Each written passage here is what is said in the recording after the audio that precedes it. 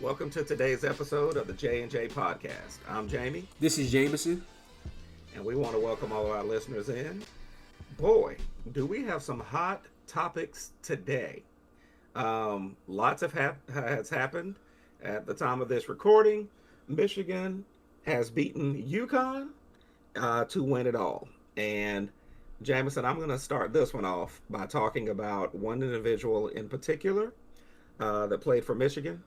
And some of my Carolina homers are probably not going to like what I have to say, but I'm just going to say it. Cadeau. That Elliot Cadeau, listen, That I monster. recognize that his numbers overall for the season weren't that much better, but what I will say is he looked considerably more confident. He looked, like he was more comfortable Yep. in that offense. And admittedly, Michigan had a better team than the teams that Elliot Cadeau played on his freshman and sophomore year. There's no question. Yeah. His first 2 years in Chapel Hill. So when you take those things into account, yes, he looked better because he was more comfortable and he was more confident. And who's to say, if you think about, it's obvious that he worked on his game in the offseason.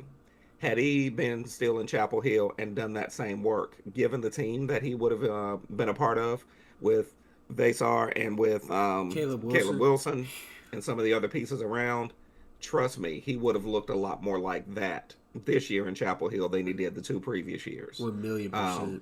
Jump shot is obviously a little bit better, and at least now he's confident to take that shot when he was reluctant to do it in Chapel Hill. So Thanks. I think that work that he did in the offseason, it would have probably looked a lot like that had he stayed in Chapel Hill because it was a better team. But the reality is the Michigan team this year is much better than the 2 seasons, the teams that he played on the 2 seasons in Chapel Hill. Yeah. But here's what I'll say, and then I'll pass it along to you. I was happy that UConn beat Duke, but I was even happier that Michigan beat UConn. Same. I completely agree. I felt the exact same way. Yes, so I'm going to pass it on to you. Tell me what your thoughts were about the game, what you saw, and yeah. No, honestly, I echo everything that you said, and I'll say this: I gotta, tip my hat off to UConn. It's like to see Michigan beat Arizona by close to 30 points, and then they only lost by 6, and that was a competitive game. It's like I gotta tip my hat off to them. I really thought about it too. Outside of Michigan just beating the absolute snot out of Arizona. All the Elite Eight and Final Four games, and of course even last night with the championship, all the games were relatively close and very competitive and fun to watch. So I think overall it was another great March Madness tournament. And to your point with Elliot Cadeau, I know a lot of people are going to say some of his Hubert's doing, which I agree, but also you can tell it's a confidence thing, as you mentioned. Like Dustin May gave him the keys to the offense, and I'm gonna be honest, when you have a 7'4" big and Yaxel Landenberg and just a bunch of talent on the wings and bigs wise, it's like your job is a whole lot easier. Like I will say this, some of the passes that I saw Cadeau make, not only last night, but in that game against Arizona more specifically, I'm like, that brother can play at the next level. For sure. And granted, he's already at a disadvantage given his size, his height, all that good stuff. But as long as he continued to develop that jump shot and be more confident in it, I mean, he's just as athletic as any other point guard in the country. So I think, the better he can get, shooting the ball on the perimeter, even a mid-range pull-up, I think that's the next element of his game. Because you saw, he has that floater mastered. You pair him up with a good big, I mean, he's a phenomenal playmaker. So huge shout out to Michigan. And, to your point, I'm really glad they ended up winning. That was their first championship they won since the Fab Five. Which is crazy to think about. No, it was before the Fab Five. Fab Five never won. Oh, no, you're right. I forgot about that. You're right. It was 89. It was 89. Because they said it was 37 years ago. Yeah, facts. Yeah, it was Glenn Rice. Rice was. I'm glad you corrected me. I forgot all about that. You're right. They never did. They never won one. So the Hill stopped them in their pursuit. That time out. In the 93 championship. So exactly.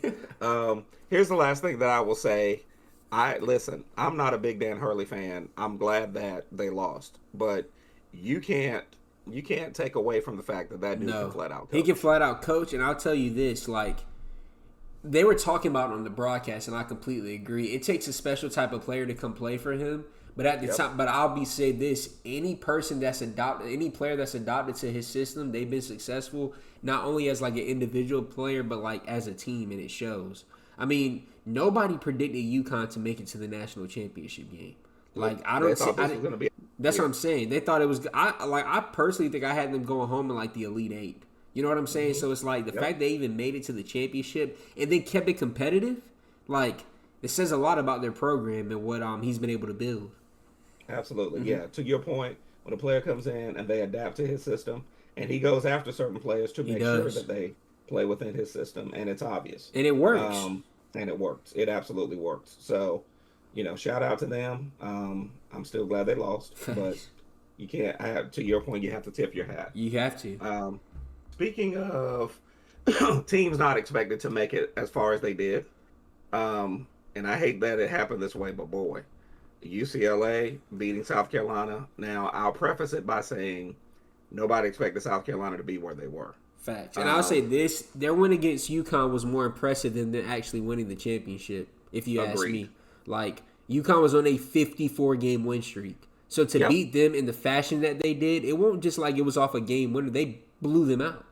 They blew them out. You know what I'm saying? So it's like that was their championship. That was their championship. Especially, we're gonna get to it, but given all that transpired with Geno Auriemma and just some of the antics after the game, I still consider this a huge win for Dawn Staley and the South Carolina program.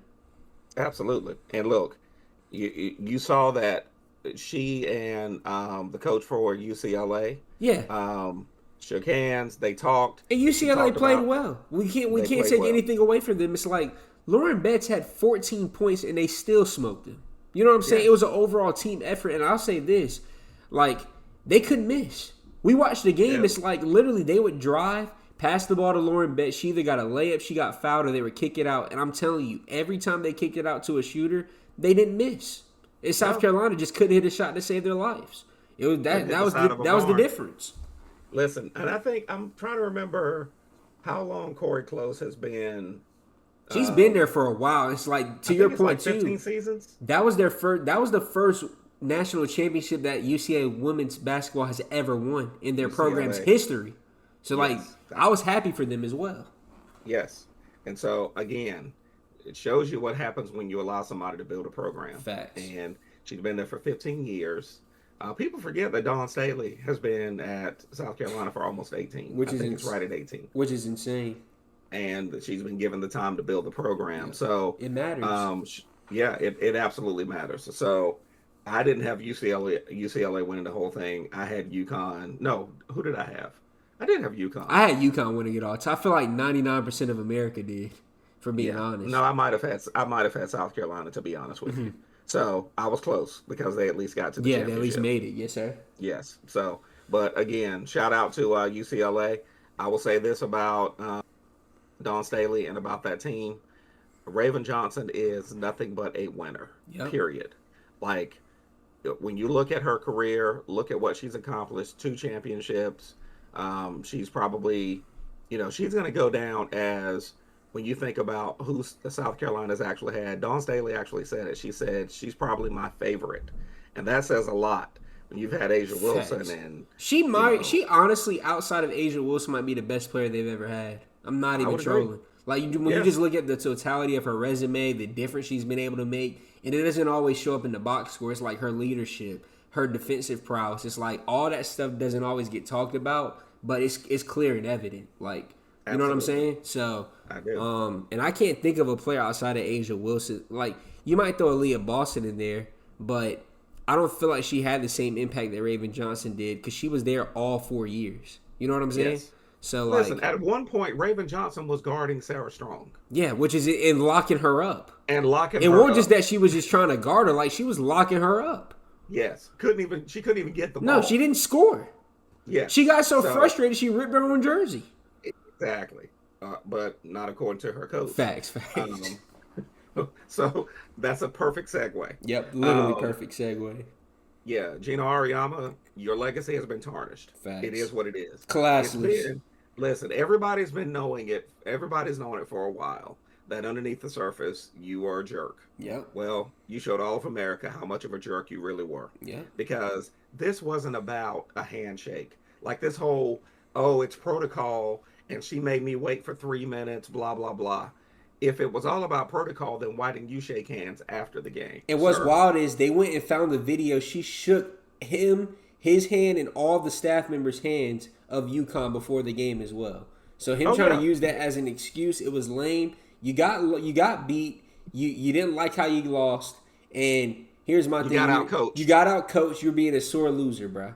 It's like, absolutely. Here's my thing. Let somebody. I'm not even gonna say let somebody else win, but brother, you just won 54 straight games. Like, take the loss, bro. Exactly. Like, holy cow. Take responsibility. You're for a grown the fact man. That you were a jerk. Oh, and by the way, your fake apology when you didn't even mention her name. You didn't even mention her name. She was the one who you obviously disrespected and offended. Yep. But you didn't even mention her name. So I hope going forward that talent looks at that players look at UConn. I know he's built a powerhouse there, but I hope some of the parents look at the way he acted and say, I don't want my daughter playing for that. Precisely. I don't want my daughter playing in a program like that if that's the way he's going to do it. And at the end of the day, you've won a lot. He did Pat Summitt the same way. He did Muffet McGraw. I saw people talking about that. Yeah, they all had beef with. He had beef with all of them, and it's because they beat him. Exactly. So he showed his true colors. Dawn, as usual, took the high road until she was like, "Okay, listen. I've tried to be nice." And I'll be honest, he didn't want that smoke, bro. He didn't want that smoke. Not at all. What he got to realize is it ain't just Dawn that will mollywop him. She got the whole black community surrounding her, bro. And she got and she's from Philly. Like, let's not play around here, bro. Yeah, she's from Philadelphia, dog. Like, just being honest with you. I hate to call a spade, but it is. It's like he didn't want that problem, bro. He did. Nah. And it was clear. Like, you saw social media right after it transpired. I was like, brother, you messed up. Badly. You messed up badly. So we're moving on from him. She congratulated UCLA. Yeah, just look at the difference though, because I saw what she said about UCLA. It was like, that's what you want out of a coach, and Dawn's always been like that. Like, that's right. You know what I'm saying? It's like that should be the expectation. Like, and to your point, reload. Yeah, and to your point, she'll reload, and that's also why she continues to get the top players. Is because of how she is not only as a coach but as a person. It means that matters. It absolutely matters, and his character really showed. Facts. As did hers. Facts. And she took the high road because she could have certainly done a lot more given how. Oh, and by the way, the fact that at halftime or just before the third quarter was he cussing on national television. Yeah, and then had then had the audacity to say, if I was saying some of the things that she's saying to the referees, I'm like, man, please, we've watched you for years. Please. You're literally cussing on camera, on the microphone. Make an adjustment and tell AZ Fudd to hit a shot, bro. Thank you.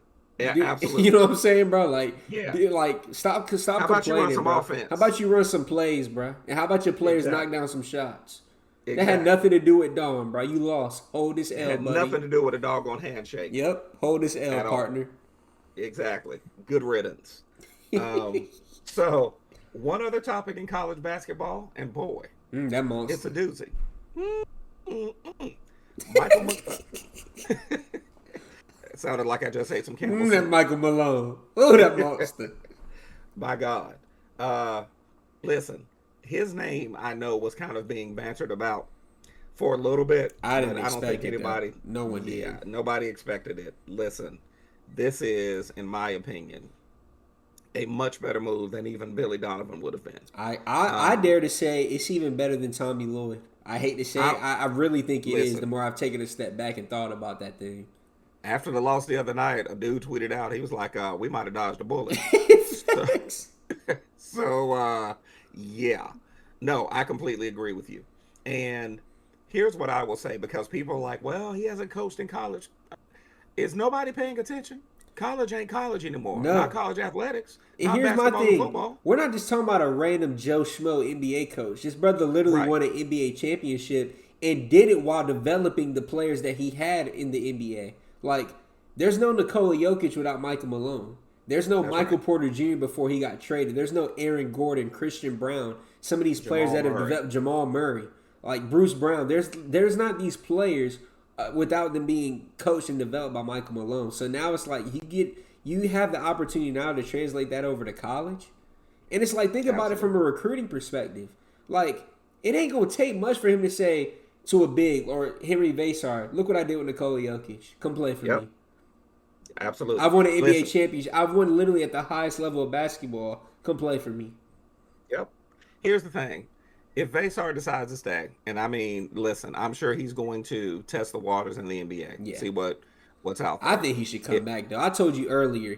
I think he's like hovering around like the maybe pick 20. If he comes yeah, and plays for Michael Malone and has a healthy season, he'll be a top 10 pick next year. I guarantee it. I would agree.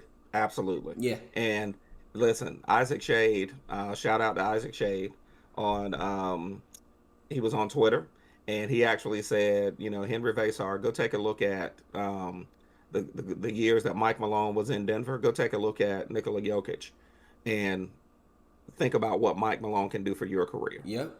Um, if Vasar decides to come back, I know there are a lot of players that, as of today, are have put their name in the portal. Quite a few have, though, left the door open to come back, and Yeah. I honestly think two or three of them will actually come back. And we want them to But come back. and we want them to come back. There are a few that entered the transfer portal, and I'm like, Nakai Evans. I wasn't gonna say a name, but Oh, that yes, James Brown. and Sorry. yeah. It is what it Listen, is. we're not talking about getting on the good foot. No, sir. Not that James Nah, Brown. not that James Um, Brown. so I will just say I think this is an incredible hire. I agree. I think that all the things that you talked about. The other piece of it is when you think about guys who are coming to the college game that are in the transfer portal and they're looking for opportunities to have I mean, let's just call it a one and done or an opportunity to get their name out there. Carolina's still Carolina because there's been this whole conversation, a la Jay Williams and some others who've now made literally stupid comments like Carolina's no longer a blue blood. Most people who are just looking at this, who are not necessarily fans of Carolina all the time or pay attention to what's going on in the program, this dude was a strong candidate for the Orlando Magic job based on how the rest of the season The plays out. Pelicans, The there's a North, bunch of North, teams. yes, the New Orleans Pelicans. So to say that Carolina is not a blue blood and it's not a hot job that most people would want is He chose it honestly, for a reason. that's right. It's insane. Yeah. His daughter is there, and he even said it. I don't know if a lot of people know this, but they said back in the day he made wrote some anonymous letters trying to get Dean Smith to hire him Wow. when he was a young coach. That's crazy. And wanting to really get into coaching. So there's always been. He said his dad was a coach, and his dad grew up always talking about Dean Smith. So the dude has. Listen, the way that I look at it is, we always talk about the Carolina family. He's an in-law. Facts. He's an No, in-law for now, real. you know? And so I really like this hire. I think there are a lot of good things that he can do. Obviously, the transfer portal opened today. He's got some work to do with that. I think that Jim Tanner is going to be retained. I think. Yeah, they sounded like that. That's what I saw too. And also Yeah, too, I saw that I forgot the other guy's name, but they also basically extended an offer for Sean May to stay on the staff. yeah, him and Hoots. Yep, who's yeah, that's who Um, it was. yes, I think that they're. Oh, and I think Pat Sullivan too, because apparently he and Pat Sullivan have a good relationship. That's what I'm also Um, intrigued to see. Like, how does he build out the rest of the staff? And it's like, even in the transfer portal, there's some good names that like he could go oh, out there and like. There's probably gonna be some guys that like we didn't even think of before. He got hired as the coach that could be reasonable options now. Now with absolutely. him being the coach, and it's like it's all gonna be a system fit as well. Like, and here's what I want to say to Carolina fans: give the brother some time. Like, That's don't right. be unrealistic and expect for us to win the national championship next year. Like, that's just not gonna. That's not realistic. Lord knows I would love for it to happen, but that's just not realistic. Give the brother some time. We've kept alluding to the college basketball landscape is different than it was 5, 10 years ago. So you got to give him Yep. some time. But I think honestly, this was the right move, and I think you give it a couple years, it's time will tell, but I think it's actually gonna pan out long term. And I think it's gonna be a phenomenal hiring. I already love it. I'm over the moon. Me too. Likewise. Last thing that I'll say to your point about the college game being different. He's literally just like he would in the NBA game. He has a GM Facts. who he's going to work with to go get Exactly. talent. And you're now paying guys. Yep. So he's accustomed to coaching dudes who are getting paid. Yep. There's even somewhat That's of a salary cap as well. It's like they give you a exactly. straight budget for NIL and going out to get the players. You got to stick to that budget. No different Yeah, than the so NBA. that's right. So that this whole argument of, well, he hasn't coached at the college level. Well, that's because the college level is essentially it's it's it's basically now what the G League would have been. Facts. I mean, what the G League was With to even more begin with, cheese. and that's right, with even more money and Yeah, more opportunities to make money. So that to me, that argument doesn't hold water anymore. I agree. Not at all. So, all right. Well, that's going to do it for that segment. We're done with college basketball. Jameson, jumping into the NBA. First topic, Luke and Austin Reeves injuries. Are the Lakers done for the season? Your thoughts? I'll say this. I was literally on cloud nine the last month for the Lakers. The month of March, it was like I hadn't felt that excited as a Lakers fan since we won the bubble championship with LeBron and AD. Just keeping it a stack with you. I was That on was the only cloud March nine. Madness we had since the Heels weren't in it. Yeah, facts. No, literally. So it's like to go from that and the historic run that Luka was on to have his injury announced and Austin Reeves' injury announced literally less than 24 hours of each other. And what made it worse is both of the injuries transpired in the same game against the Thunder. That was meaningless. We lost by 46, or it was like we lost by 40 plus points that game. Yes. And both of them got hurt. Here's the thing. I know Lucas was like his hamstring. I think Austin Reeves was the quad injury. They're both in Europe right now, getting that stem cell So treatment. Austin Reeves did go to Europe. I Yeah, wasn't sure if he did. he did. He Okay, did. good. So here's my thing though. The Lakers still have a rough path because here's the flip side. We're now the fourth seed. We're not the third seed anymore because we lost our last two games, and really that loss to the Mavericks on Sunday was devastating. And we'll get to Cooper Flag in a little bit, but you know that was still a bad loss. I know we didn't have Luka and Austin Reeves, but literally the Mavericks have won 25 games this year. You can't lose that game. I'm sorry. It is what it is. And LeBron had a 30-point triple-double almost. Like, you have to win that game. Even Luke Kennard had a triple-double, and we still But here's lost. the thing. This goes back to what I keep saying every year, because I'm sorry, the bench has got to get better. Oh, it does. But here's what I'll say, though. For the Lakers' like playoff path, right now, if the season ended, they'll be playing the Houston Rockets in the first round. Granted, do I think that the Lakers can keep it competitive and potentially beat the Rockets in the first round without Luka and Austin Reeves? Yes. Am I confident in it? Not really. You're asking a 41-year-old LeBron to basically carry the team. I mean, and you're gonna ask a lot from role players like Marcus Smart, Luke Kennard, DeAndre Ayton have to step up. Do I trust that? Not really. I'm not saying we couldn't win, but here's the thing: even if you do win that series, you're then in the second round going to be playing the Thunder. So here's my thing: anything's possible. But do I want to compromise Anything's Austin? possible. It is. But here's how I got to look at it from the long-term perspective. Because here's the prime example I use. Remember when James Harden tried to rush back from the hamstring injury with the Nets? He's never been the same. He just hasn't since. That's and right. I get it. Luka's younger. He's lost a lot of weight. His body isn't the same as it was last year. I get all that.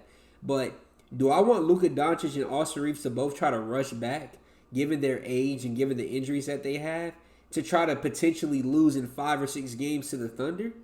It's not worth it, if you ask me. I'd rather them both be completely healthy. We're going to have max salary cap space this offseason.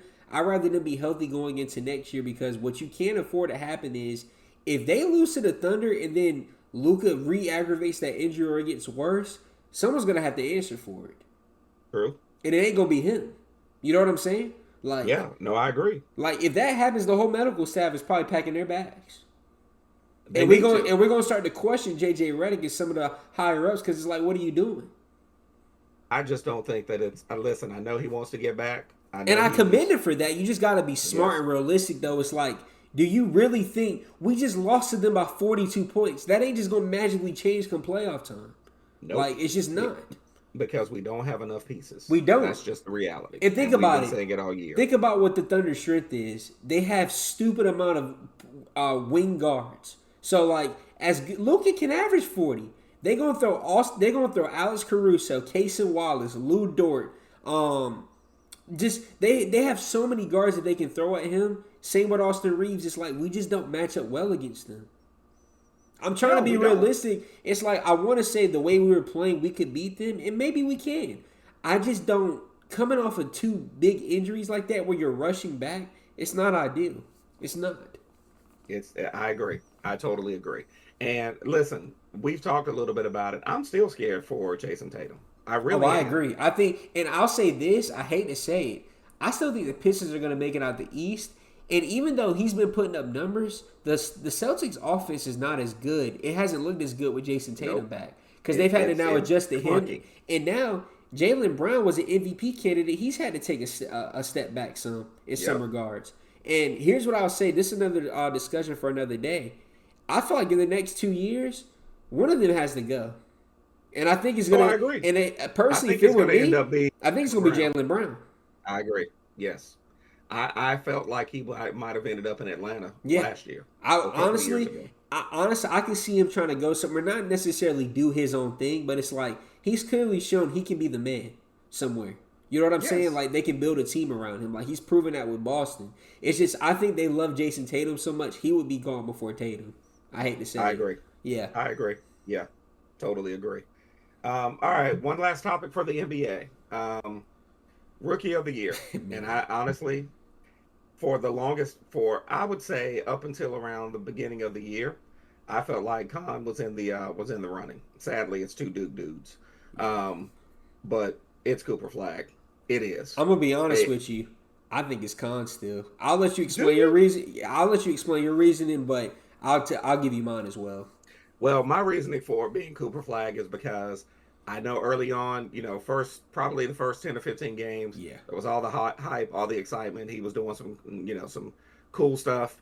There were some games where it's like, okay, you can tell he's a rookie. He scored 7 points. And then he was asked to become the point guard. Yeah. Essentially, Jason Kidd did that. And you could tell that was a struggle for him. But he figured has it adjusted. out. He definitely has. Figured it out. And for me, because he wasn't put in a situation where he could be, play the 2 or the 3, or technically the 3. Yeah. And even sometimes the 4 based on the matchups. And he was pulled out of his normal position, and he's now made that adjustment, and he's flourishing in it. For me, that's where I think he has the advantage. Yeah. Numbers wise, I mean, you can look at that, but I think it's the adjustment. Now, the only argument that I would have against it is their team stinks. I was just literally my biggest argument for the whole thing has been Khan has been consistent from day one. It hasn't been one of those things where it's like, oh, he had to adjust. Like I'm not trolling, and it pains me to say this because LaMelo is one of my favorite players. Khan has been their best player since his debut. I'm not even trolling. Agree. Like that first half of the season, LaMelo didn't have it going. Brandon Miller was hurt. He was their best player. And right now, they're the 8th seed. If Khan doesn't play for that team, they're not even in the play-in, if you ask me. Like, he's been that good. He's meant that much to that team. And it's like, I'm not taking away from Cooper Flag because the numbers that he's been putting up, especially the last month, have been absolutely insane.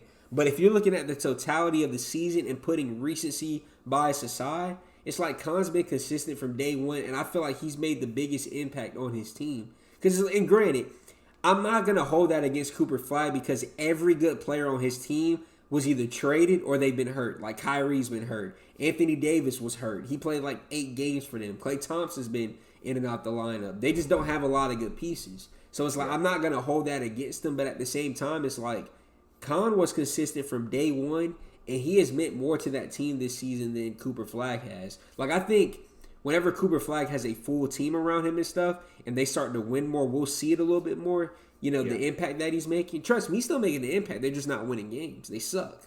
It is what it is. But I'm like, with no Khan, he's arguably their best player, and that's saying a lot. Like that team has LaMelo Ball and Brandon Miller. Like that's saying a lot. And what's his face? And Miles Bridges. Miles Bridges. And it's like he came in from day one, was efficient. has played good defense, has exceeded everybody's expectations, they genuinely have a chance to like probably be either the 7th or the 8th seed in the playoffs. Nobody expected that given their start to the season. Like, you know? Here's the last thing that I will say about Cooper Flag though. It's also branding. It is. His name is more. And honestly, from a storyline perspective, they're gonna like that more because they're gonna be like, oh, they lost Luka. They drafted him with the #1 pick. Like, look what he's been able to do. That's right. And also, you know how the media loves to do this. He's the youngest player to do such and such since LeBron. Of course. Like, you know they love doing that. The narrative has already been written. It already has. And that's why I feel bad for Khan because it's like he's deserving. I think both of them are. I just think if you're looking at the whole season, it should be Khan. Impactful, impacting especially. But it's no different than the MVP conversation. It's going to come down to what the voters value, which I hate. Right. It's not fair. Most of the times, they don't always value the right thing. No, it varies from voter to voter. That's right. Yeah. And certainly from year to year. Facts. The criteria seems to change. Facts. So, cool. All right. Well, we're going to wrap up this session, this podcast with what we always do, and that's moving the needle. Jameson, what moved the needle for you this week? I'll keep mine brief. We honestly could have made this its own topic, but Angel Reese getting traded to the Dream. And pun intended when I say this, that's a dream scenario for her. Not only is it, I'm telling you, it's gonna feed families. Like, not only is it a good basketball fit because she's now gets to play with Jordan Canada, Ryan Howard, Alicia Gray, and Brittany Griner. But think about it. Angel Reese is one of the most marketable WNBA players that we have, and now she gets to go to Atlanta. It's like, brother, that's the perfect. That's a match made in heaven. Like, prime example, their ticket sales almost tripled yesterday. She hadn't even she hadn't even put on the jersey yet, and their ticket sales tripled. It's like she's that impactful, and now it's like you gonna put her in Atlanta with all the celebrities, all the different endorsements that she already has. Like, it's a match made in heaven. So I love it. I'm happy for her. In the Chicago Sky, poverty franchise, man, poverty. Listen, that is honestly, I'm going to use the same move of the needle. And here's what I will say, because I've seen some comments. One dude was like, it was only a matter of time before she got traded. Atlanta Dream aren't a good organization. I said, see, this is what happens when dudes don't know ball. Yep, they don't. You watched a couple missed layup highlights on Twitter and think you know basketball. You exactly. The fact that you even say, the Atlanta Dream's not a good organization, you idiot. You idiot. They were number 3 in the Eastern Conference last year. They're way better than the Sky. The Sky is a terrible franchise. The Sky is falling. Literally. No, for real. Unintended. Literally. Yes. Literally. So, I love this move. Me too. I think that, to your point, you pair her up, and I know Brittany Griner's old. I saw something on social media, and it said Angel Reese and Brittany Griner. It was a picture of Ralph Sampson and Hakeem. D-Rob and Tim Duncan. David Robinson and Tim Duncan. Yeah, nah, that's clean. I was like, man, because think about it. David Robinson was older when Tim Duncan came along. They won the championship together, and then David Robinson was able to, ride off into the sunset. Yeah. So I just think it's a really good move. It's beautiful. One area where they needed help was rebounding, and she's the best rebounder in the W. It's not even close. That's right. That won't be a problem anymore. She might actually average more rebounds with the Atlanta. And I said this, she's not going to be asked to do as much. She don't got to go in there and average 20 a game. Like, you have Alicia Gray and Ryan Howard, who, trust me, they're going to get their shots. So absolutely. I think her rebounding numbers are going to go like that's what I'm saying. Like, if you thought Angel Reese was already a great rebounder, which she's, like I just said, arguably the best in the entire W. You wait and see next season. I'm telling you. It's going to be scary. She can be their third or fourth option night in and night out, and that's plenty. That's all they need. And average a double-double. Literally, easy double-double. Easy double-double, for real. So, cool. Well, that is going to do it for this week's episode of the J&J Podcast. We will see you back next week. Same bat channel, same bat time.